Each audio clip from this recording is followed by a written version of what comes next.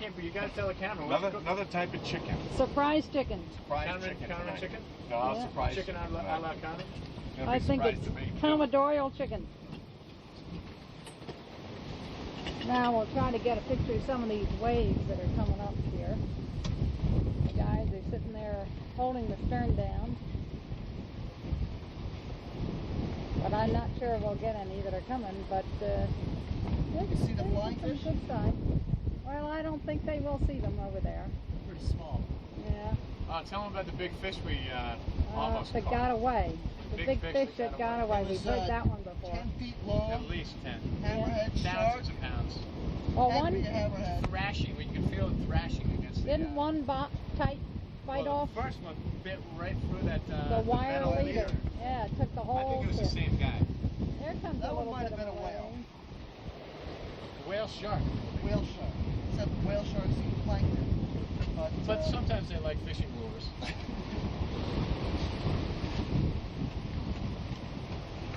But the second one was a beaut.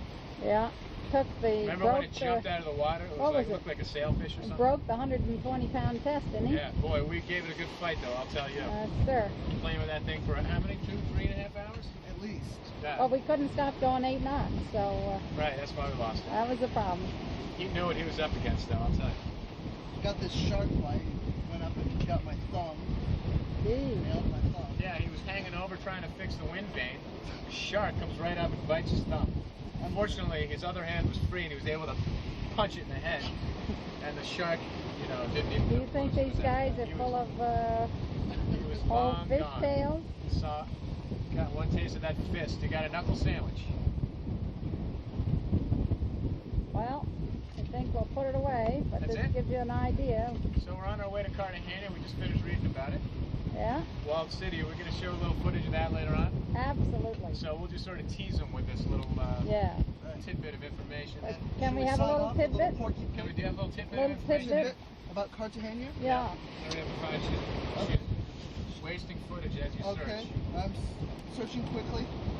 Old walled Cartagena. city, Old walled city. built in 1543? 16, I think. No, No, 15. 16th century. 15. Oh, here we go. 15 something. Cartagena de Indias is a legend for both its history and its beauty. Whoa, no more than that. That's That's it. all we Okay, need. that's Then a we'll taste. show 'em That's later. all, folks. Yeah. Cartagena, that's the entrance buoy that we came in last night about 10 o'clock we got anchored by. Came up this big bay at night. It was a little, with our chart didn't have any of the buoys on it, but we made it. Now we're up at Club Nautico, right next to the old city. Friends of ours came down from Aruba with us. They arrived, left about 2.5 hours ahead of us, and arrived about 2.5 hours ahead of us. There she is. That's Flying Free with Roland and Marlis aboard. And now we're seeing not the old city, but the new city, or new part of the city. There's another boat that came from Aruba at the same time. And Jim and Roland are over talking to Herb and Ruth. There's Club Nautico, where maybe we'll go stern to, but we thought we'd get hauled out here at some point. I'm going to stop and walk to the other side of the boat and show you the old ended. Coming around, and pretty soon you'll see the old city. We haven't been in there yet. Jim's just going to check in. But now we're starting the old walled city. Looks very interesting.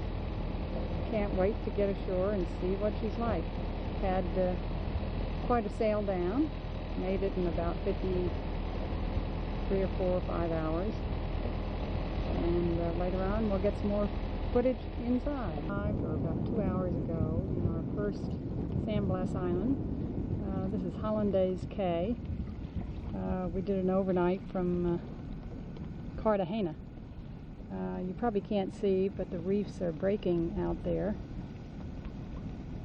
Maybe you can see just a little bit. Pretty good waves. There's a boat anchored just on the other side of this little island. We're right next to Tia Tapu, a small island that isn't named on the chart. I'm gonna stop a minute and go to the other side of the Jenny. Go on ashore. I think that's our dinghy right there, matter of fact. To check out that island. It doesn't look inhabited, but maybe it is. As I come around here, the southeasternmost island, Tiatapu, is around here, and look, that is inhabited, and we have some pictures of Kitty and Scott's to take over to this village that you can just barely see there. These are our friends, the Swiss couple who are traveling with us and flying free. They go a little faster than we do. It's a 52-foot Amel. They left about an hour ahead of us and arrived about 2 hours ahead of us. Here's another boat that came from Cartagena. Also, they are going back to Vancouver. And later we'll do some more exploring with the camera. But we are now on the San Blas.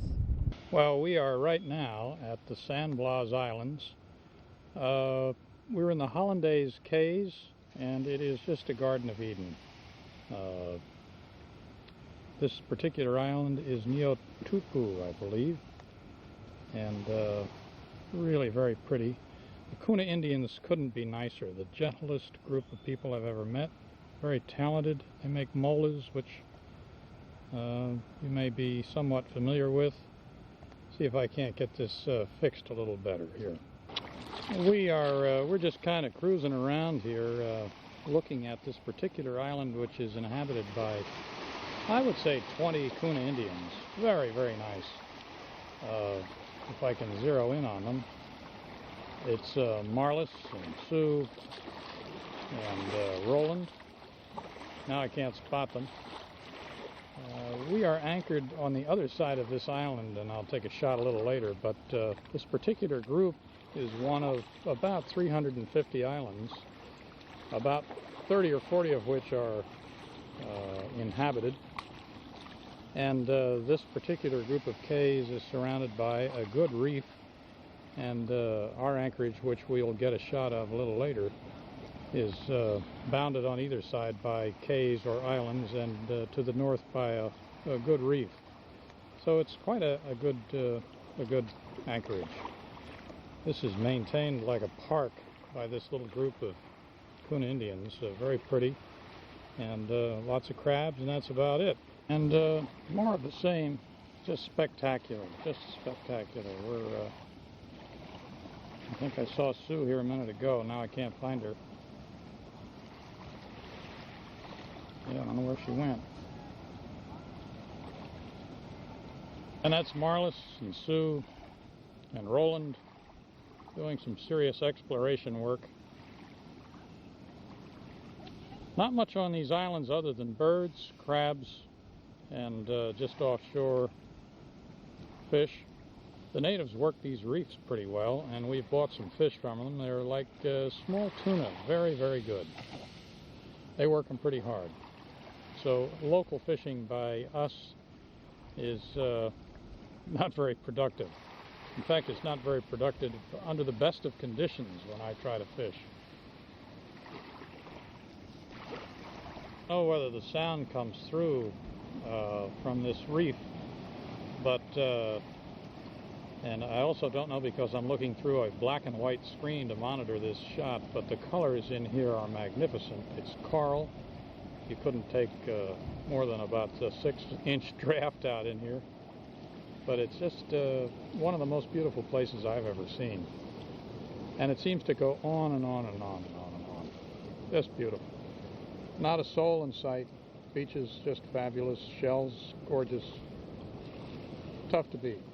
And then we got the other member of the exploration team, Dan Conron, walking along, better known as the Commissioner. Looking good. He's picked up a lot. Spot. Yep. Absolutely Pretty good spot. natural. He looks like he fits right in. Gone native. Kuna Indians are a very primitive tribe. They live here just on fish.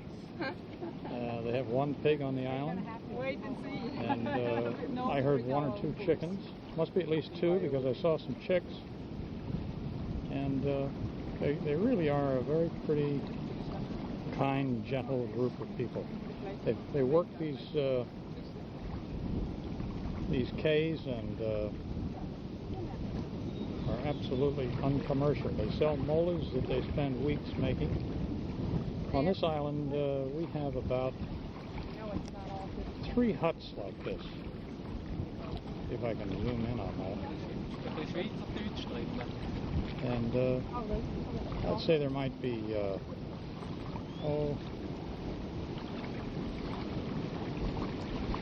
I'd say a total of 15 people live on this island.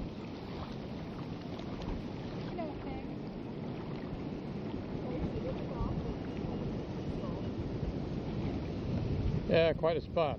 This is one of the more luxurious homes. He's got a pet pig if I can find him here.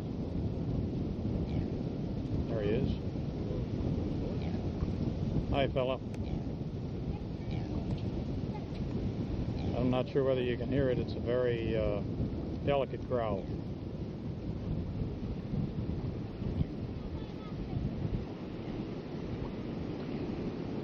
Quite a spot, quite a spot. Beautiful woman and all. Now, Sue's talking to Mr. Robinson, for whom this island is named. He's been here many, many years, and it's called Robinson's Island, which may not be a surprise to anybody. That's one of his grandchildren, known as the albino. Awful cute little guy. We were out trading for molas a little while back, and he's really a cute guy. We gave him a magnifying glass, which he's getting a big kick out of. And that's his grandfather. That's his grandfather's house. And that's Mr. Robinson's dugout canoe. And he's got a garden spot right here. Been here all his life, of course.